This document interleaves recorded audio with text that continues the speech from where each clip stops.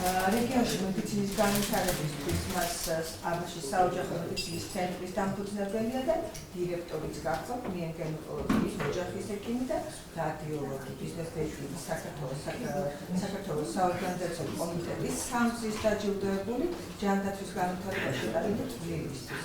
მაღალი პროფესიონალური მოვალეობითი და კომპანიის ეფექტური მოწყობისთვის. იცით რა ძალიან მიზარო სხვანაირად თქვა რაღაცა, იმიტომ რომ ალბათ ნანა დავიდგა მხარში, არ ვიცი, ყველანაირად გაიზიარა ჩვენი ყველა ტკივილი, ყველა სიხარული და რაღაცა პიროვნულ მეგობრულ დონეზე ვარ მისულები და მე მინდა რომ ქაბატონი ნანა იყოს ჩვენს გვერდით ყოველთვის და ვიცი რომ იქნება გეც და ძალიან დიდი მადლობა ქაბატონი ნანა ამისთვის.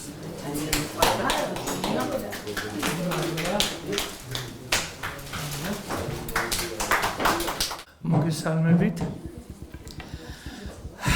ძალიან დიდი პატივია ჩვენთვის თქვენ წინაშე დგომა.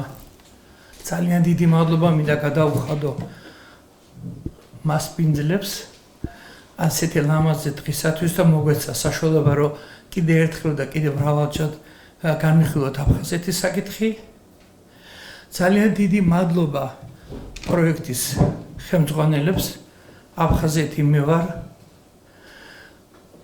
იმისათვის რომ გავხდი სრული ამ სიტყვის მნიშვნელობით ღირსი ამ პროექტის ელჩი გამხდარიყავი.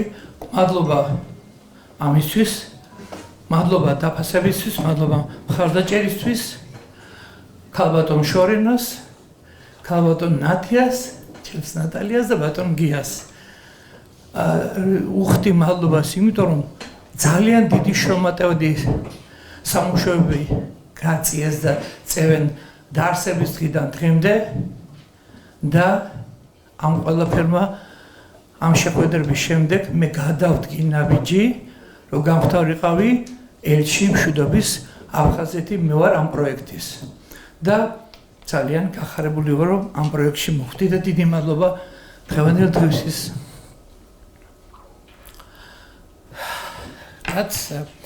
მშვიდობის ელჩის სტატუსი ძალიან დიდი პასუხისმგებლობაა და ძალიან დიდი მოვალეობაა თითოეული ქართველის. მე ერთი სანამ ვიტყოდი ჩემს გამოსვლას კიდევ მინდა მივთქვა, როგორც ქრისტიანი, ჩვენთვის დიდი ყველაზე ღირსეული საქმე არის რამოდენიმე ხნის წინ მივიღე მეუღლე სტეფანეს ლოსვაკურთხევით შესაძლებლობა და მე უფლის შემწეობით აბაშის მუნიციპალიტეტში ტაძარი იოანე ნათლისმცემლის წოდების, ასე რომ ჩვენთვის ყველაზე დიდი ღირსეული ქმედება და ღირსეული მუშაობა და მოძრაობა მომიწევს ამ ტაძრის მშენებლობაში და ძალიან დიდი პატივია როგორც ქრისტიანისთვის ჩვენთვის.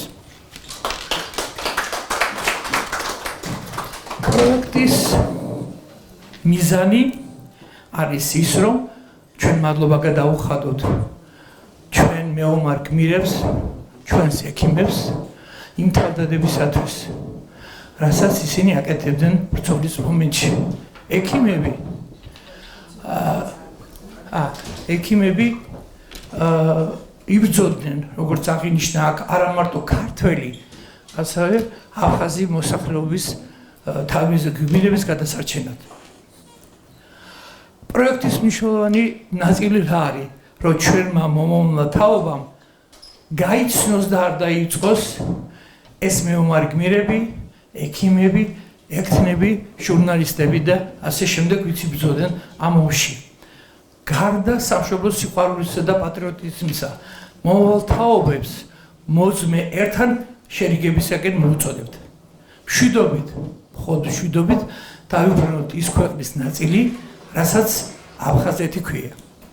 ჩვენი მშვიდობის ელჩის ქალების პირდაპირი მოვალეობა რა არის?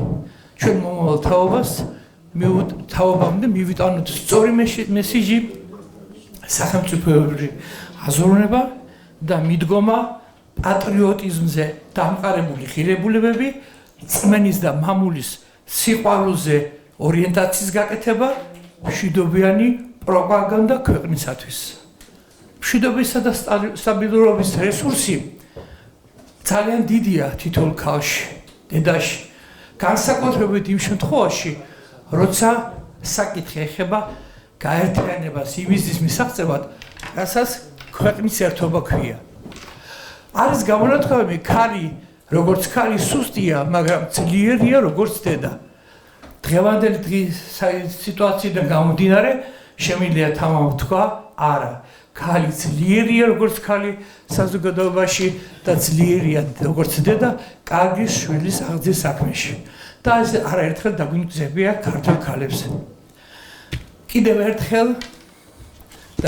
ერთხელ მინდა მადლობა გადაუხადო ჩვენს პროექტის ხელმძღვანელებს და მე როგორც ქალი, როგორც დედა და მშვიდობის ერთის სტატუსის მფლობელი ყველაფერს გავაკეთებ იმისათვის, რომ ხარში დაუდგე ამ დიდ პროექტს და მიეცეს ამ პროექტს შემდგომი განვითარების საშუალება. ძალიან დიდი მადლობა და მინდა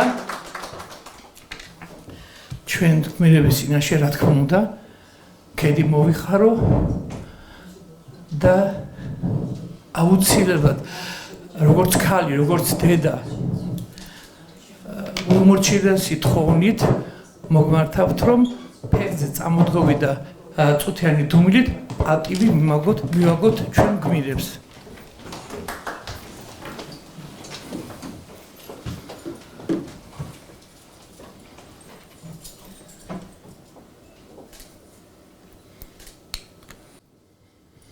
ძალიან დიდი მადლობა. არავინ და არაფერია დავიწყებული. კიდევ ერთხელ დიდი მადლობა პროექტის ხელმძღვანელებს და თქვენ მასპინძლება ურმესი მადლობა ამ ლამაზი დღისათვის.